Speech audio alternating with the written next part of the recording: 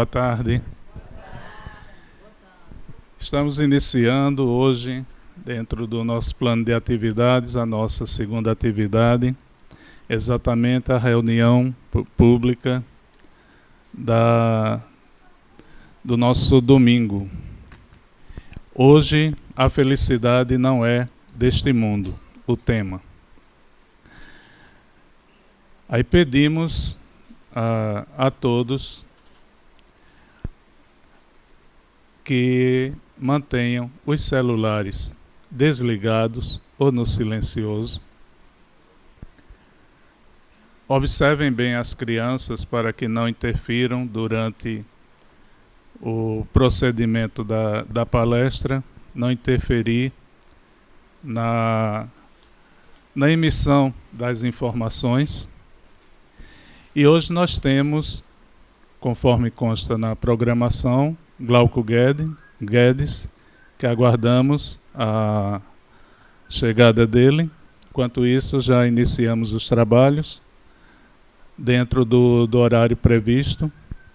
E temos a mesa composta hoje por Kátia, para a prece inicial, e Graça fará a prece final.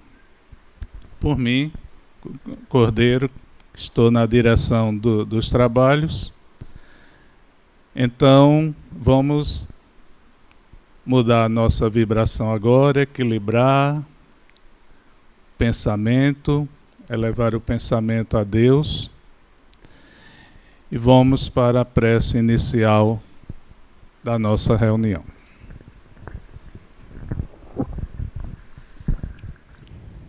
Busquemos pensar em Deus, no Mestre Jesus, em nossa Mãe Maria de Nazaré, para que entendamos a mensagem do Cristo, para que possamos sair melhor do que entramos nessa casa. Que a paz do Divino Mestre nos envolva agora e sempre. Assim seja. Hoje o nosso tema é: a felicidade não é deste mundo.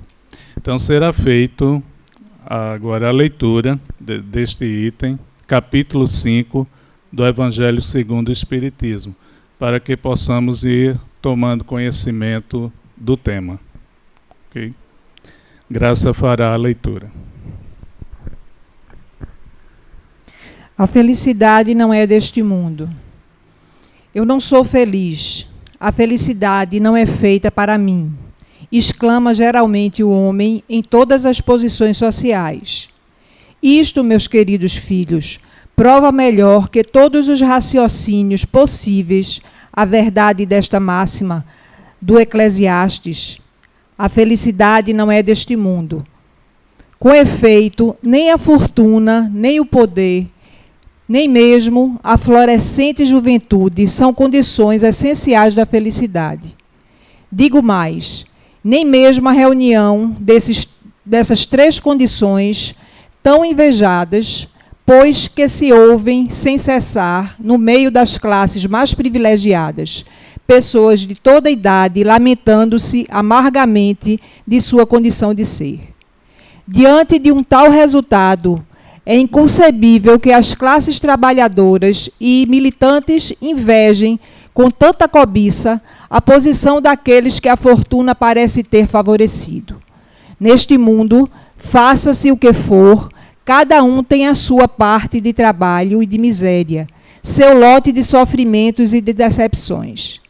Partindo daí, é fácil se chegar à conclusão de que a terra é um lugar de provas e expiações. Assim, pois, os que pregam que a terra é a única morada do homem e que somente aí e numa só existência é permitido alcançar o mais alto grau de felicidades de sua natureza comporta, enganam a si mesmos, e aqueles que os escutam, visto estar demonstrado por experiências arqui-secular, que apenas excepcionalmente este globo encerra as condições necessárias à completa felicidade do indivíduo. Em tese geral, pode-se afirmar que a felicidade é uma utopia, a cuja busca as gerações lançam-se sucessivamente, sem nunca poder alcançá-la. Pois, se o homem sábio é uma raridade aqui, encontra-se menos ainda o homem totalmente feliz. Isso em que consiste a felicidade na terra é uma coisa tão efêmera para aquele que não se guia pela prudência, que por um ano, um mês, uma semana de completa satisfação, todo o resto da existência decorre numa série de amarguras e decepções. Notai, meus queridos filhos, que eu falo aqui dos felizes da terra, dos que são invejados pela multidão. Consequentemente, se a morada terrestre é destinada às provas e às expiações, é preciso admitir que existem, alhures, moradas mais favoráveis, nas quais o espírito do homem, mesmo aprisionado em carne material, possui em sua plenitude as alegrias inerentes à vida humana. Por isso, Deus semeou em vosso turbilhão esses belos planetas superiores, para os quais vossos esforços e vossas tendências vos farão gravitar um dia, quando estiverdes suficientemente purificados e aperfeiçoados. Todavia, não deduzais de minhas palavras que a terra esteja para sempre consagrada a uma destinação penitenciária. Certamente não. Dos progressos realizados podeis facilmente deduzir os progressos futuros, e dos aprimoramentos sociais conquistados, novos e mais fecundos avanços. Tal é a tarefa imensa que deve realizar a nova doutrina que os Espíritos vos revelaram. Assim, pois, meus queridos filhos, que uma santa emulação vos anime, e que cada um dentre vós se despoje energicamente do homem velho. Todos vós deveis fazer a divulgação deste Espiritismo, que já deu início à vossa própria regeneração. É um dever fazer que seus irmãos participem dos raios de luz sagrada. Portanto, mãos à obra, meus filhos bem-amados, que nessa reunião solene todos os vossos corações aspirem a esse grandioso objetivo, que é preparar as futuras gerações um mundo onde a felicidade não mais será uma palavra vã. François Nicolas Madeleine, Cardeal Marlot, Paris, 1863.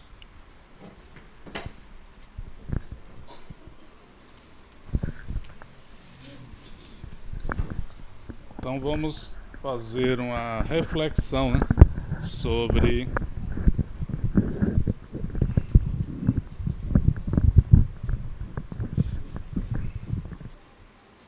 a felicidade não é deste mundo.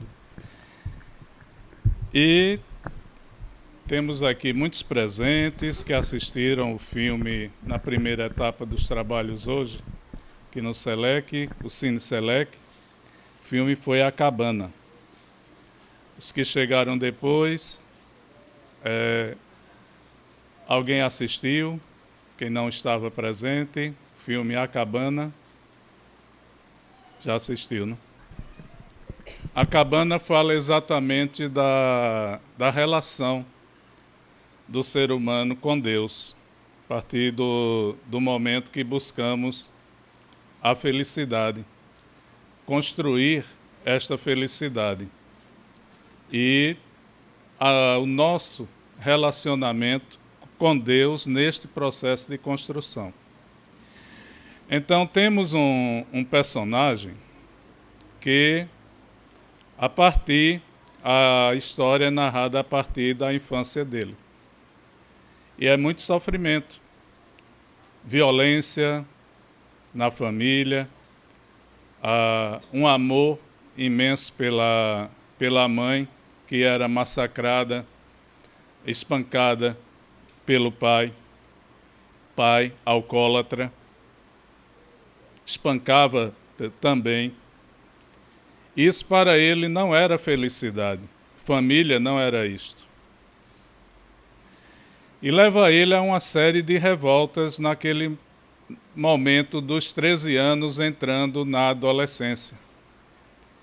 Mas a violência era tanta que ele chega na igreja que ele frequenta a revelar para o pastor, era uma igreja anglicana, a revelar que se sentia infeliz por não ter como conter aquela fúria do pai. E, em função disso, sofre castigos pelo próprio pai, e um dia ele toma uma decisão pela felicidade da mãe e dele. Na bebida do pai ele coloca estricnina. E aí parou a história do pai dele com relação a ele e a mãe dele. Agora ele poderia construir a felicidade. Ele começa a pensar uma vida totalmente diferente daquela que recebeu do pai. Organizar uma família. E ele começa a organizar a família.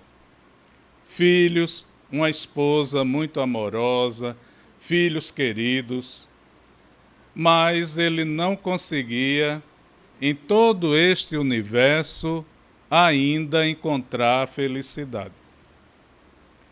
Ele não se sentia bem consigo mesmo. Existia aquele problema lá do passado, uma atitude que ele tomou. E acontece um outro fato, quando ele está em plena felicidade, entre aspas, que é exatamente um acidente com 2 filhos, ele tinha 3 filhos, num passeio de barco, os 2 filhos mais velhos sofrem um acidente, ele tem que deixar a menorzinha correr para salvar os filhos. E a filha caçula é sequestrada por um pedófilo, um assassino em série. E acontece uma tragédia. E aí ele começa a questionar Deus e essa tal felicidade, né? Deus que significa a felicidade. Ora, ele tinha construído todo aquele padrão de vida tão certinho, tal qual a igreja falava, os filhos, a família. Ele tinha o maior carinho e respeito pela esposa, não tinha uma vida fora daquela do lar, mas e a felicidade? Ele não era feliz. E nesse afã de encontrar, fazer justiça com as próprias mãos, ele resolve caçar este assassino em série e rouba uma picape do melhor amigo dele da igreja e sofre um acidente. E o filme mostra um estado de quase morte, o EQM. A história se passa exatamente num estado de quase morte, onde ele vai encontrar aqueles personagens que ele sempre tinha de uma maneira, Deus, o Espírito Santo e Jesus. O Espírito Santo, ele tinha aquela ideia da pomba, Deus, o velho barbudo, Jesus, aquele que foi crucificado. E ele reencontra estas pessoas de uma maneira diferente, formato físico, completamente diferente. E inicia uma convivência onde Deus busca exatamente fazer com que ele se encontre consigo mesmo. Isso num período de estado de quase morte. E começa exatamente o processo de entendimento dele de compreensão, pois ele já entendia, de compreensão, compreender exatamente o que acontecia com ele e onde estava, o porquê da ausência da felicidade, do amor, de tudo aquilo que ele buscava, e acreditava que Deus negava isto para ele. E ele entra num mergulho dentro de si mesmo. E o filme vai fazer com que ele encontre o umbral, o inferno que ele carrega dentro dele, que começa lá atrás. E o porquê do não ser feliz, e o porquê de todo o desespero,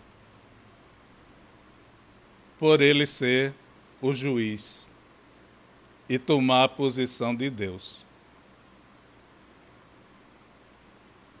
Ele que dizia Deus impiedoso, ele também agia de forma impiedosa.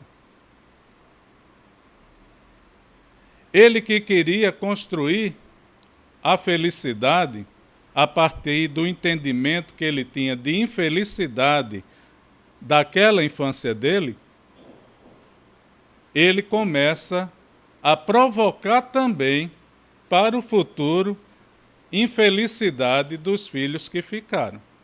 Ele começa a se transformar num pai dele de forma diferente.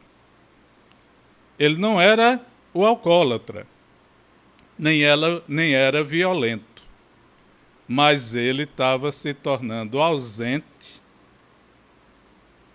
fechado para ele mesmo, e esquecendo daqueles que precisavam dele.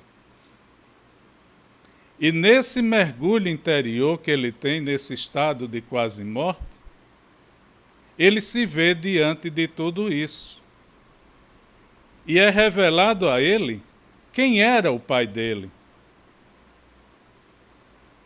Uma criança também que sofreu violências terríveis e cresceu também revoltada.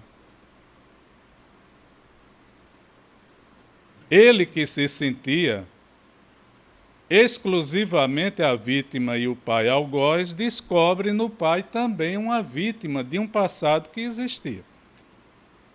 E por isso o pai não conseguia encontrar a felicidade. E ele começa a perceber toda essa sequência. E ele não se liberta de uma culpa, de uma decisão que ele tomou aos 13 anos e que ficou repercutindo. Agir certo ou agir errado.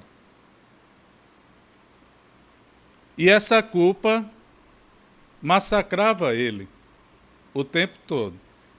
Era uma culpa que ele chamava para ele, mas que ele atribuía a Deus, como castigo de Deus. Eu não sou feliz porque estou sendo perseguido, porque errei, pequei, e estou sendo castigado pelo meu pecado.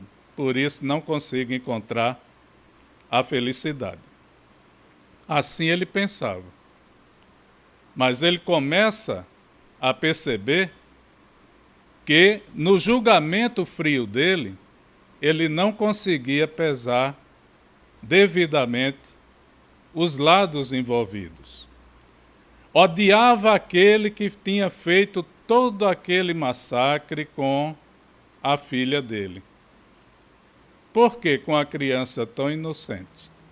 Nesse estado de quase morte, ele reencontra a filha, ele reencontra o pai.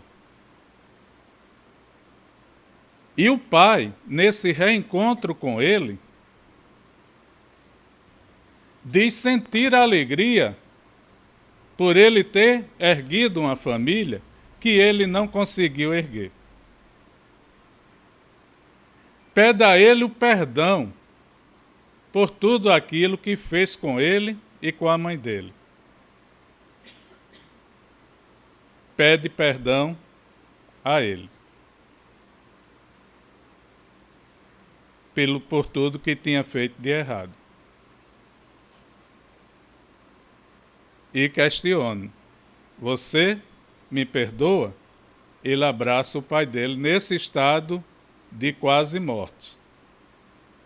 Aqueles espaços que a gente tem de 3 dias, 4, que quando as pessoas voltam, relatam quase 1 ano, 2 anos que tenha vivido do outro lado, porque os tempos são diferentes.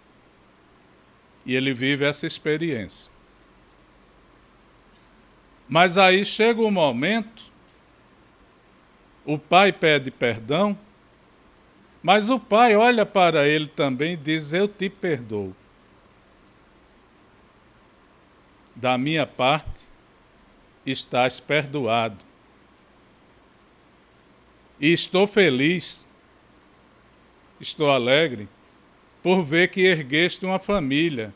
O que eu queria fazer, o que ele queria fazer quando sofria as atrocidades também lá no passado, mas não conseguiu. Mergulhou no alcoolismo, se tornou violento. E aí o filho vê que faltou aquele equilíbrio, faltou aquela doação de amor que traz a felicidade, de compreensão, e num gesto violento ele praticamente se vinga daquilo que o pai fazia com ele e com a mãe, sem conhecer exatamente a história do pai, só analisando aquele momento, focando aquela situação. E é um momento emocionante a reconciliação dele com o pai. E aí segue adiante a jornada dele, nesse estado de quase morte. Entender o porquê do desencarne da filha dele de forma tão violenta. E ele consegue também entender. E aí, mais adiante, ao lado, caminhando com Deus, Jesus, o Espírito Santo, aquele contexto que ele aceitava, a Trindade, ele, exclusivamente com Deus, é convidado a viver uma experiência hiper dolorosa, mas que seria o abrir a porta para a felicidade dele. Entender o pedófilo.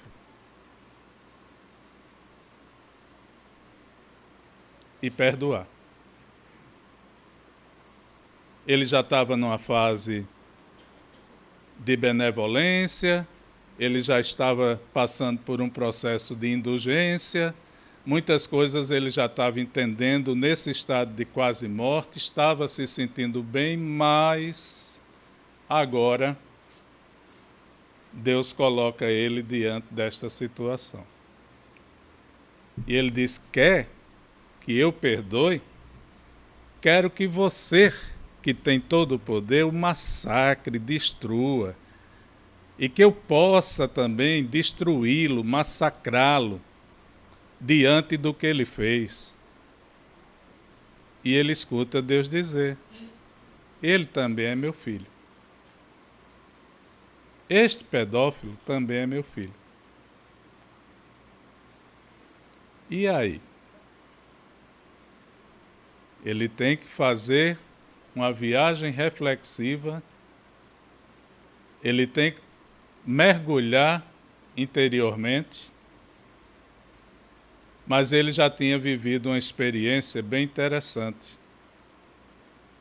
Ele carregava sobre os ombros um crime, um assassinato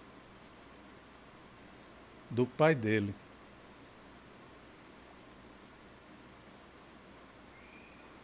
Que a gente diz, filho desnaturado, matou o próprio pai. Era um segredo dele.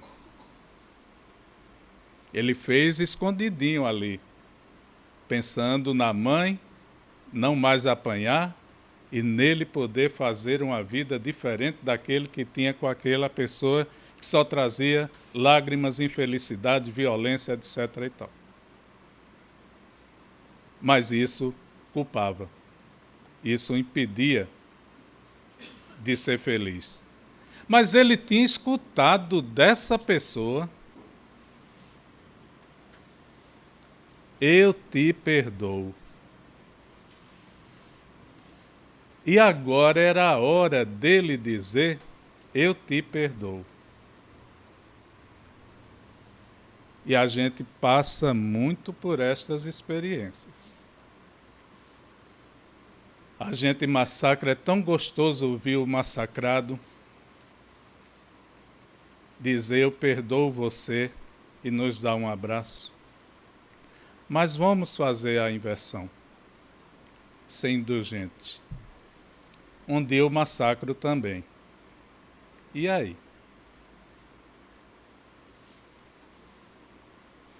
Perdoar. Não ser apenas perdoado. Perdoar, o elemento ativo. E a situação que ele vive não é Deus dizendo: vou te perdoar a ti e a ele. Ou ele dizer: Deus, me perdoa. Não, Deus não tinha nada que perdoar.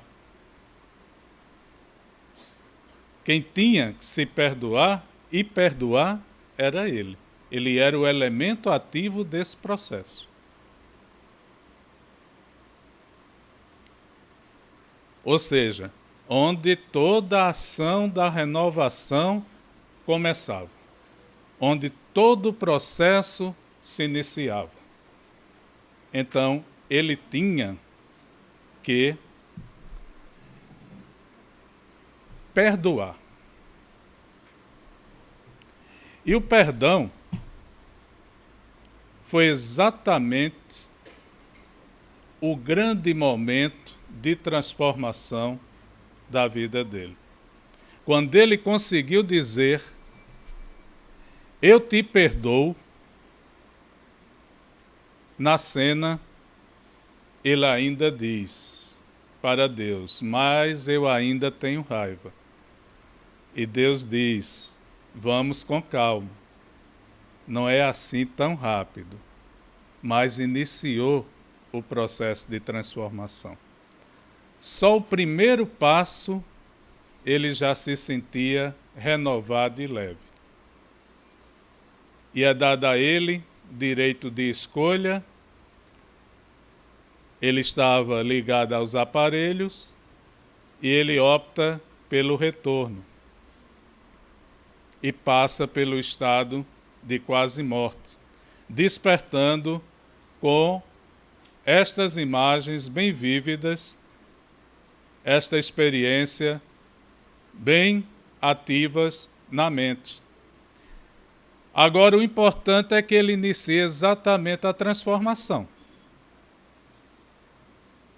Ele vai buscar exatamente, não apenas organizar a família, mas participar da vida dos filhos, interagir, conviver, ser criança com eles, ser adolescente com eles, ser adulto, ser o pai, estar presente. Não apenas dizer que admirava a esposa pelo amor e pelo sustentáculo que ela era para a família, mas participar ativamente deste processo. E aí ele começa, então, a conhecer um pouco da felicidade. Não ela por completa. Como o próprio título diz, a felicidade não é deste mundo. Mas ele consegue se dar o direito de começar a conhecer a felicidade, o caminho para a construção da felicidade, do estar bem consigo mesmo. Não divinizado, não angelical, não santificado, a mesma pessoa, porém com uma experiência de um mergulho interior muito grande que o transformou.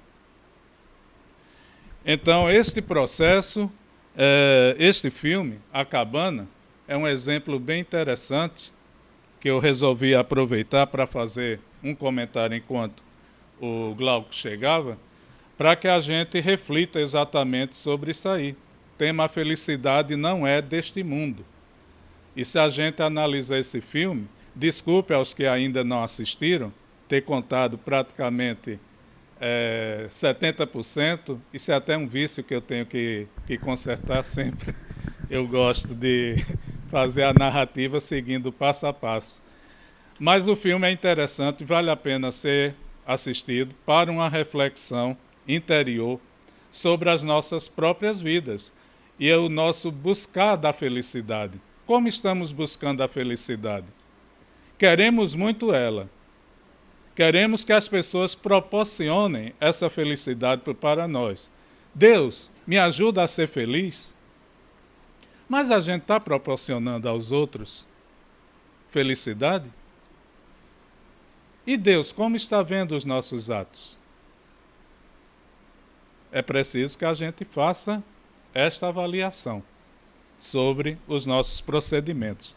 Temos ainda 20 minutos, como o Glauco já está aqui, deixar este quase exórdio um pouquinho mais para ele fazer a complementação. Obrigado. Senhoras, senhores, que a paz do nosso Senhor Jesus Cristo continue nos envolver nesse instante.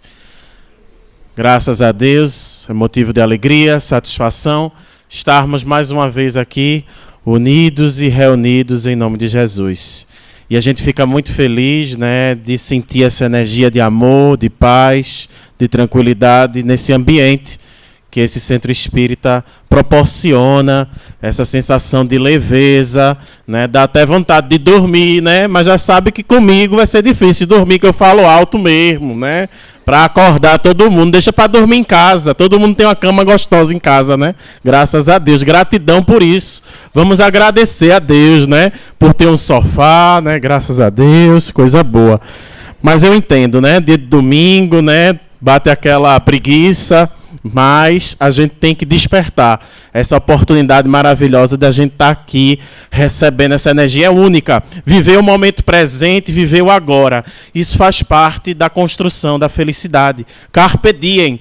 Aproveite o dia, aproveite o momento, aproveite a hora, aproveite cada instante.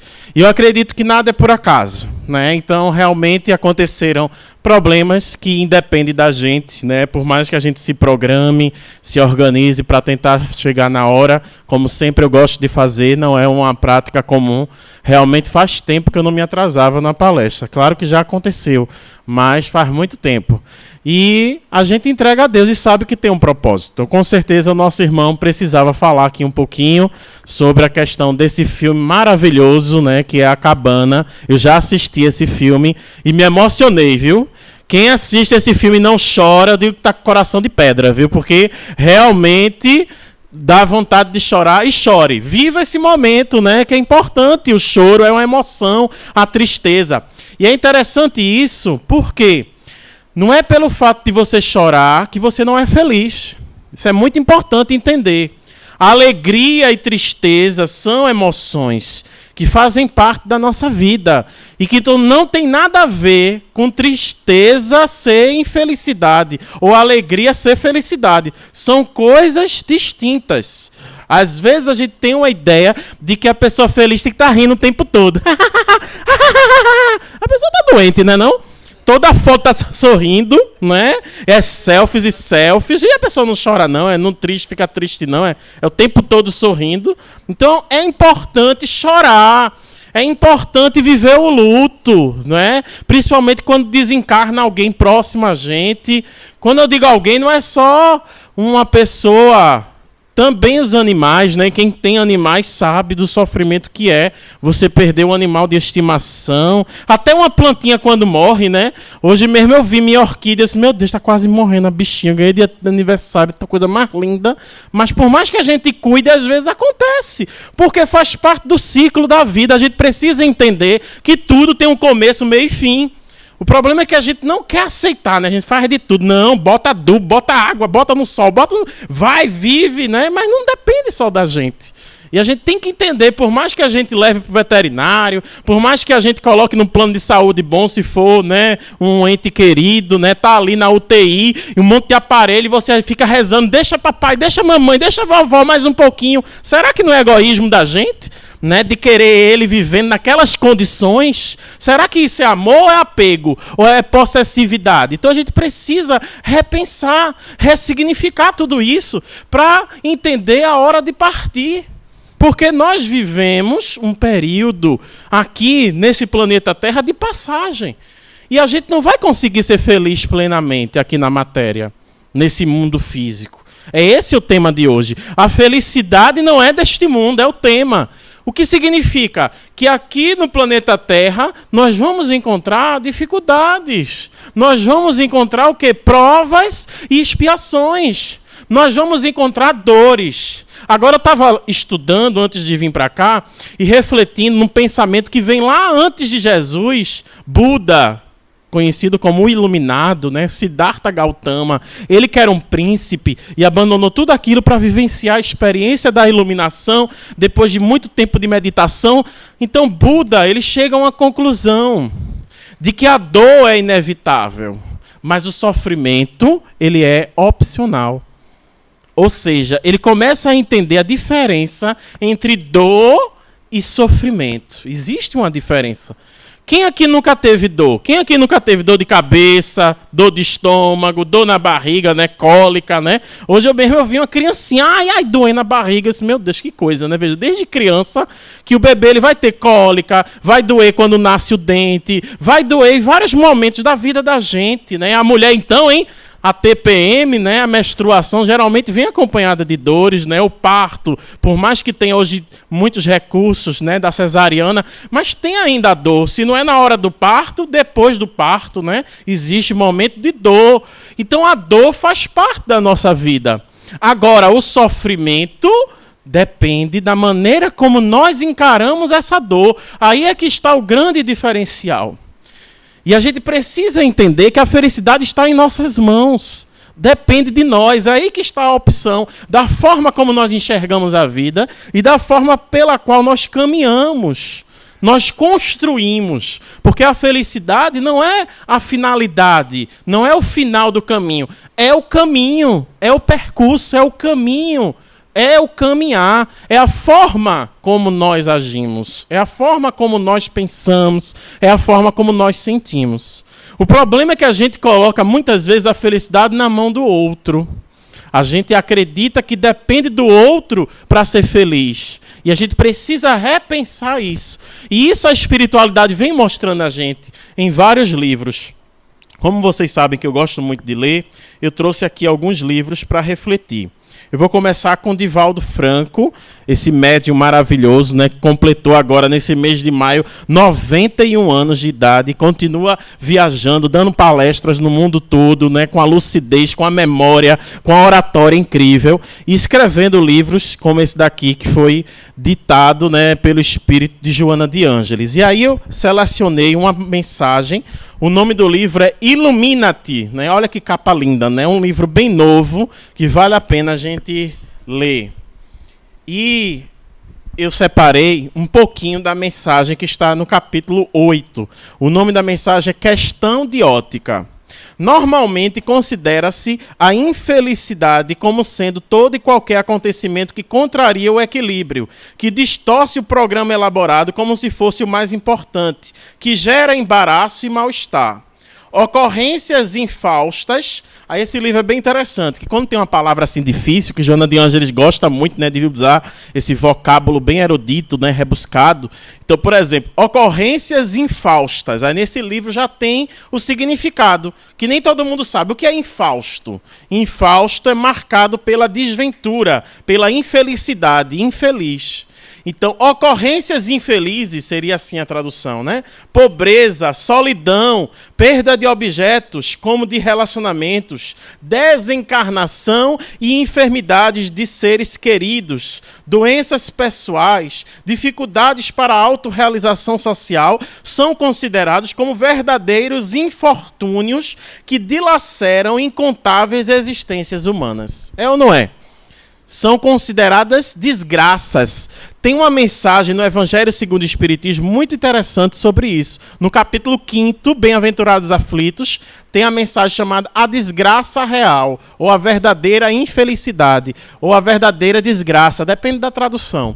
E esse início aqui me fez lembrar justamente essa passagem do Evangelho que está lá de Allan Kardec. Ou seja, muita gente considera que pobreza é infelicidade, porque acha que a felicidade está no dinheiro.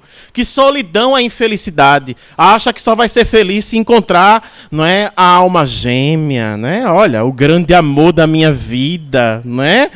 Carne e unha, alma gêmea, bate coração, as metades da laranja, dois amantes, dois irmãos. É lindo, né? Fábio Júnior cantando é melhor ainda, né? Eu não sou tão afinado. Mas o próprio Fábio Júnior casou quantas vezes, hein? Cadê a alma gêmea? Cadê a carne e unha? A metade da laranja. Então é bonito na música, né? A gente se emociona, né, na novela, e tem mulher que chora, que ai meu Deus, quando é que eu vou encontrar meu príncipe encantado, né? Nos contos de fábula, é a coisa mais linda, né? Na comédia romântica, né, no filme, né, que lota o cinema, é a coisa mais linda, né? Você olha assim do lado, olha com quem eu tô casado, meu Deus do céu. Não é? Olha quem é o meu namorado, minha noiva, né? O meu noivo, né? Aceite, né? Agradeça e viva a felicidade, independente com quem você está. Não é? Não é um casamento real, né? Como você vê na televisão, olha para aí, coisa mais linda, né? Na carruagem. Cadê o príncipe, né? Cadê a princesa, né? Você, no conto de fada, beija o sapo, né? E acorda com o príncipe, né? Na vida real, o contrário, né? Você acha que encontrou o príncipe depois que beija um sapo, né? Porque a gente precisa entender que nós atraímos aqueles seres que a gente tem afinidade, que a gente precisa, que a gente necessita para a nossa evolução. É a lei de atração, não é? Então a gente precisa acreditar que nós merecemos coisas boas, coisas melhores, né? Não se contente com pouco, não. Não se contente com migalhas, né? Agora você também tem que fazer a sua parte, né? É muito fácil cobrar só do outro, né? Mas a gente precisa se olhar no espelho. O processo começa através do alto amor. Então, a solidão não é motivo de infelicidade. Tem muita gente que acredita, né, que é infeliz porque ficou para titia. Pelo amor de Deus, isso não existe. Não é? Não precisa se casar para ser feliz. Não precisa ter filho para ser feliz. A gente precisa desconstruir muitas imposições sociais, não é? Doenças pessoais, ou seja, a pessoa pode ser doente, ter hipertensão, ter diabetes, ter artrose, né? Principalmente depois dos ENTA, né? Faz parte. Quem é que não tem artrose depois dos ENTA, né? Então, a gente tem que aceitar e procurar, claro, amenizar esse problema, né? Aceitar as nossas limitações. Você não vai ter a mesma disposição de quando tinha 20 anos de idade. Você tem que entender que o tempo está passando, mas você também não pode se entregar. Você precisa, claro, reconstruir.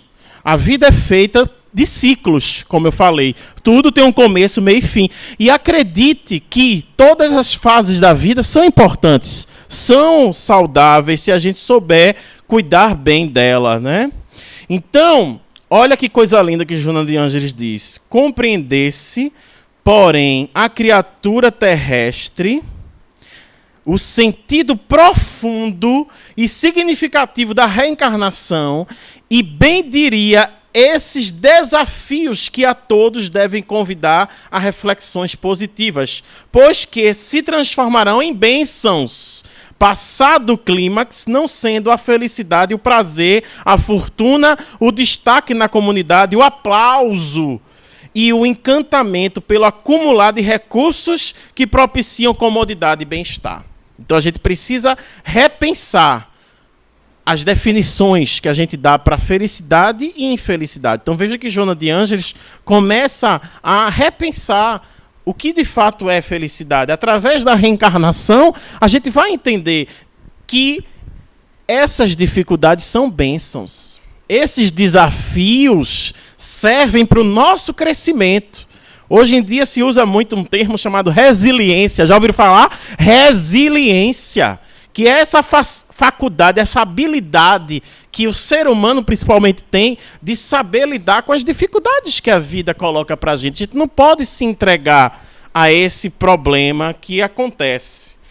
Muitos pensam na aquisição da felicidade pessoal, infelicitando os outros.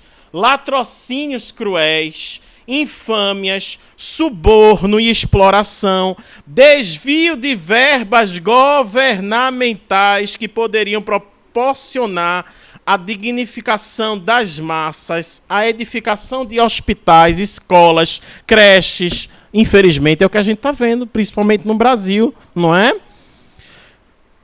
Fechando-se cárceres, na ilusão de que, sendo poderosos, conseguem anestesiar a consciência. Então, essa ambição desenfreada em busca do poder, às vezes passando por cima do outro, prejudicando as massas, isso é que é o negativo. Isso é o que é a verdadeira infelicidade. E aí ela continua dizendo, felicidade constitui a aquisição da consciência em paz. Então eu quero que todo mundo saia daqui com essa definição que foi dada por quem? De quem foi que escreveu esse livro? Pode falar, comigo pode participar. Joana de Ângeles, através da psicografia de quem? De que médium? Divaldo Franco. Está aqui no livro, não é Glauco que está dizendo não, eu mostro a fonte. Né? Trago aqui e está bem claro aqui. O que é felicidade? Felicidade constitui a aquisição da consciência em paz, que deflui dos pensamentos retos, das verbalizações corretas e das ações dignificantes. Joana de Ângeles, ela bebe muito no budismo. Acho bem interessante isso. Tem um livro dela chamado Plenitude, que fala justamente sobre isso. Isso que ela falou aqui tem a ver com o que o budismo prega, que é o pensamento correto, a fala correta e as ações corretas. Você começa a ser uma pessoa íntegra, ética, não é? Que consegue desenvolver a moralidade, ok? Então, quem puder, depois, leia esse livro, vale a pena. Como é o nome do livro? Ilumina-te, tá ok? Mas eu não trouxe só Joana de Ângeles. Como eu disse, grandes verdades são ditas por vários espíritos em diversas obras. E aí tem um outro espírito que eu gosto muito, chamado Hamed. Ele escreveu o livro As Dores da Alma, Renovando Atitudes. E tem esse livro aqui dele, que não é tão conhecido, mas que vale a pena a leitura. O nome do livro já diz muita coisa. A Busca do Melhor. A gente tem que buscar o que é melhor para a gente. São várias mensagens nesse livro, mensagens assim que ajudam muito. E eu separei aqui duas, né? Mas o tempo não dá para a gente falar tudo, mas eu vou separar aqui a de número 15. O nome da mensagem é Felicidade. E ele coloca um trecho do Evangelho segundo o Espiritismo, logo no início da mensagem. Sede felizes, segundo as necessidades da humanidade, mas que em vossa felicidade não entre jamais nenhum pensamento, nenhum ato que o possa ofender, ou fazer velar a face daqueles que vos amam e que vos dirigem. Deus é amor e abençoa aqueles que amam santamente. Aí vamos agora à mensagem de Hamed. É muito fácil culpar um amigo ou o cônjuge pela nossa má qualidade de vida. Acreditamos que, se os outros concordassem com nossos projetos e planos, ideias e ideais, tudo seria mais fácil e haveria contentamento em nossa existência. Se alicerçarmos nossa felicidade sobre coisas e pessoas, ficamos completamente vulneráveis a essas mesmas coisas e pessoas. Se queremos atingir a felicidade, não devemos procurar como muleta a companhia de alguém, pois nessa estrada caminhamos a sós, utilizando as próprias pernas. Tem gente que faz da relação isso, uma muleta. É aquela história, eu tenho que estar com alguém, mesmo que esse alguém não seja uma boa companhia. Não, já diz o ditado, antes só do que mal acompanhado. Você nasceu sozinho e vai morrer sozinho. Você precisa entender que, às vezes, a solidão faz parte da existência. Claro que bom quando você encontra alguém, que você se apaixona, que você namora, que você se casa. É maravilhoso quando esse casamento ele é produtivo, ele traz benefícios. Mas se ele não está trazendo benefícios, então não vale a pena forçar essa união que não tem mais amor, que não tem mais respeito, que não tem mais carinho, que começa a ter agressões, que começa a ter violência. Então chega uma hora que é preciso parar, antes que aconteça o mal pior, como a gente vê tantos casos aí, né, de assassinatos ou de suicídios que vêm desses relacionamentos conturbados, né?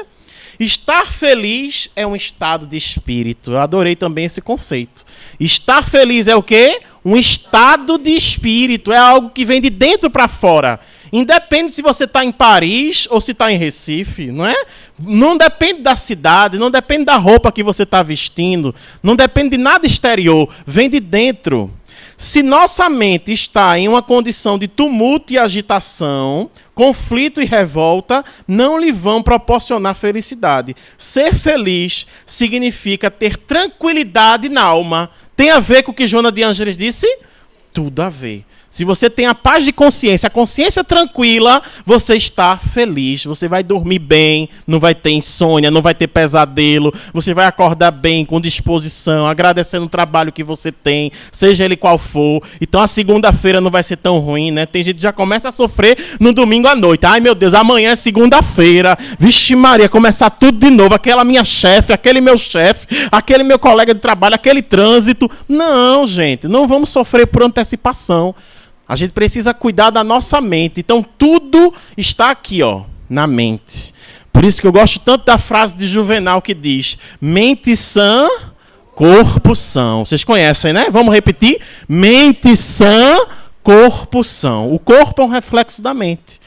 Então, precisamos cuidar da mente. Eu vejo muitas pessoas cuidando do corpo, né? As academias estão lotadas, né? Todo mundo lá, né? Malhando, fazendo exercício, né? Que bom, é importante cuidar do corpo. Mas o mais importante é cuidar da mente. Porque de que adianta estar com o corpo sarado, né? Bonito na foto, né? Mas a mente desequilibrada, com depressão, com ansiedade, com síndrome do pânico, né? Então a gente precisa entender a importância de ter uma vida serena, de encontrar paz de espírito. Por isso que é tão importante a meditação. Hoje em dia, a própria ciência vem fortalecendo essa ideia da importância da prática da meditação para que a gente encontre a verdadeira felicidade. Então, os neurocientistas vêm estudando os cérebros e vêm descobrindo em pessoas que praticam por muito tempo meditação a mais liberação de hormônios, né, como a serotonina e outros hormônios que estão relacionados com a sensação de bem-estar e de felicidade. Então vamos buscar ter uma vida mais saudável, cuidando da nossa mente, né? Quem puder aí quiser também fazer terapia, né? Fazer uma análise, fazer essa viagem de conhecimento de si mesmo, né? Eu mesmo descobri na psicanálise um caminho muito interessante para a gente encontrar a si mesmo. Porque faz parte do processo da felicidade é você se conhecer, é você mergulhar no âmago do seu ser, aceitando o seu lado sombra, aquilo que é difícil da gente aceitar, né? E entendendo que nós somos luzes, nós podemos sim ser felizes. Então eu termino a mensagem de hoje dizendo: mereça ser feliz. Acredite que nós merecemos ser felizes. Não uma felicidade completa, absoluta, que não é deste mundo, mas uma felicidade relativa, sim. É possível ser feliz. Ninguém reencarna para sofrer, não. Tem gente que ainda acha que o planeta Terra é um vale de lágrimas, né? Que a gente vem para cá para sofrer. Não, a gente vem para cá para amar, para ser feliz. Quem ama não adoece. O amor é que consegue resumir tudo. Por isso que o nosso lema como espíritas é: fora da caridade não há salvação. Quando a gente pratica a caridade, sente esse amor ao outro e a si mesmo, a gente encontra a verdadeira felicidade. Espíritas, amai-vos, eis o primeiro grande ensinamento. Espíritas, instruí-vos, eis o segundo grande ensinamento. Que a paz de Cristo permaneça conosco, hoje, agora e sempre. Muito obrigado a todos. Agradecemos a Glauco por esta exposição que só estimula ainda mais a nossa reflexão, né?